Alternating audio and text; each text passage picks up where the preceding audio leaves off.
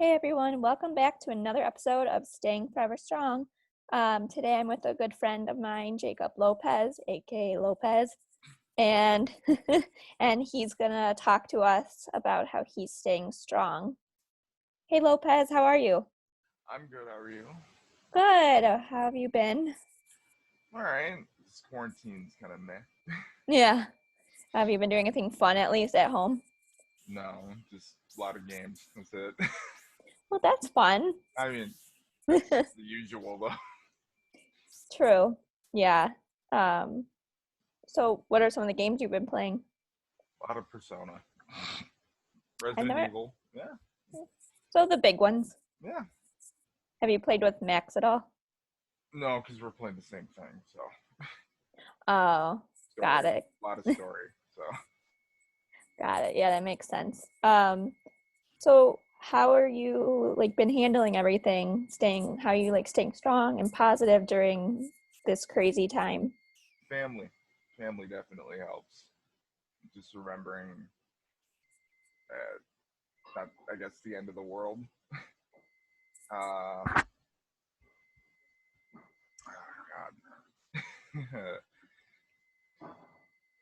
He's I know it's hard to sometimes think of one, yeah. but It's family is a huge one. So yeah. He's with especially with my issues and stuff like that, with yeah, my seizures and all that. It's one day at a time, just like anything else. It you have to take time. It's all you can do. yeah. No, I Really don't know what to say about it. That's the problem. no, that's okay though. But even just being with your family and spending time with them, that helps you get through. That's I was really lucky to have the support system I had, which a lot of people don't. And right. yeah, being able to talk about things like that, about anything at any time. It was, along with the seizures, was also the MS. It was Yeah. diagnosed later in my life. My epilepsy was when I was 10. And that was during elementary school years and getting used to medications, and you got to do this at this time, and always, at a young age, it's what? It's confusing. It's adolescence changing, and medications throw everything through a loop. It doesn't make any sense anymore, and it does not. I don't know. It flips everything, especially at a young age, and you don't know what's gonna do what, when, where, and if you have grand mal seizures like I do, it it affects your world 110%. And especially growing up, you don't get to do the things that everybody else does. You don't. It's like getting behind the simplest thing, like getting behind the wheel. It should be what every teenager wants to do, but I didn't have that opportunity. Or like high school and stuff like that, I lost interest in because I didn't want to do it. Yeah, My, my I get that. my memory was shot because I it was non-stop seizures. Um, so I just didn't finish because it was, I think I got to a point where it was, well, what the hell's, why am I doing this anymore? I don't remember it anyway. Yeah. Um, so that was a struggle, just staying, even worth staying in. Yeah, I guess I get it in a way, but I don't because I didn't grow up with my pain and I just couldn't even imagine. It's hard enough now. Just growing up, that was your normal. Right. But I don't play the victim. No. That's the biggest thing that I try to relay to people. It's like I'm not a victim. It's just a thing that's there, and you get used to it because you don't have a choice not to get used to it. Exactly.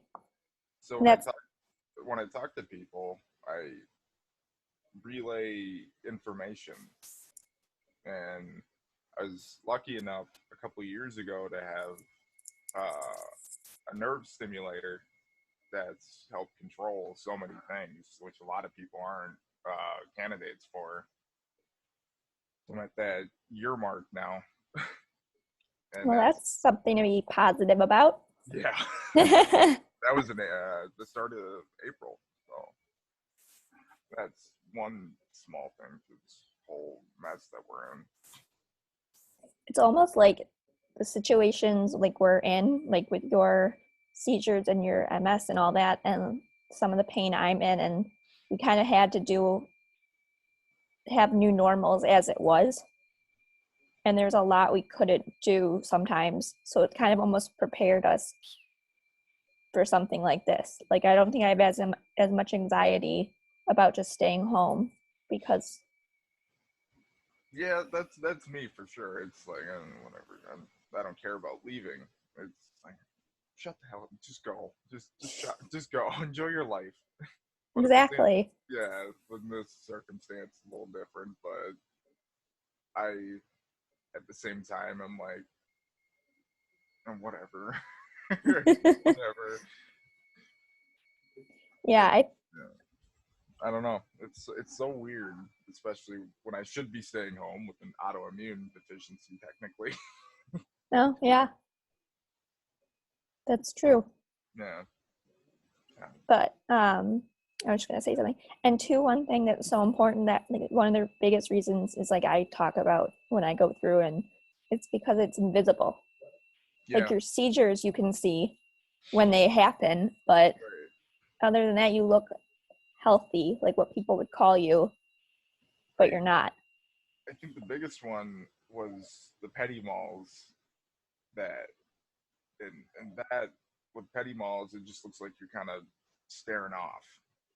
So like I'll say again, like when I was in school, it just you're not paying attention.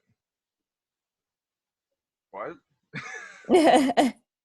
So middle school, for instance, I had teachers that somehow weren't educated in what epilepsy was, um, that would give me crap for my situation, which my parents, no, they did not. They didn't put up with that, and uh, ended up taking me out, which ended up causing problems in the end, which is unfortunate. But it's just you don't have a choice with certain things Yeah.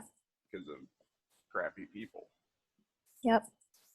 And especially like I said, it's invisible. Mm, So you don't look sick, but doesn't mean anything. And I think that's the biggest misconception for these kind of illnesses. all right. Just I think it's the biggest thing people forget is just because you don't look sick or you don't, I guess, feel a certain way, that means there isn't a problem. Yep. And I don't understand how that isn't a thing by now. Right. I think it's slowly getting there, but But not we've saying fully. that for years, slowly getting there. And How it should, long yeah. is it going to take? I think it's more a human thing than anything. Yeah. That's true. And that's why people like us have to get it out there as however we can. That's why, well, before this, I'd go to like the uh, where I am, like the epilepsy. I'm sure they do it in every state, hopefully. Like the epilepsy society, they have like monthly meetings, see how Yeah. people are doing, which is super nice. I don't know if they do it for your disorder because it's so, I'm guessing, rare. Yeah, they have it on like a Facebook group that people can Mm. talk to, but it's not like an in person because it's all over the country. Oh, okay. Yeah, So, it was. I was lucky that they had something like that. It was super cool to connect to people because I didn't really know anybody. Surprisingly, considering mine is 1 in 26, yeah. which is so strange. Um, and but it was interesting to see people with worse off condition than my condition, in a sense, than and getting to know some of them and see what life is for them and how they've made it much more positive than what I was doing, and Yeah. dealing with it a bit better. Yeah, I think you need support, but sometimes it's even like because my parents, my boyfriend Max, like everyone has been so supportive. But I think sometimes it helps to have people that are in the same situation too. I think outside support is a huge crucial thing. It's a monumental thing, Yeah. or at least it can be. I think it definitely proves much better in the end, or again, Hmm. at least it can. Yeah. Well, thank you so much for coming on and talking to us. I think this is such an important lesson during all this and just in general is that just because you can't see it doesn't mean it isn't there. Yeah. So thank you. Yeah, thank you. And this was another episode of Staying Forever Strong. I'll see you guys soon.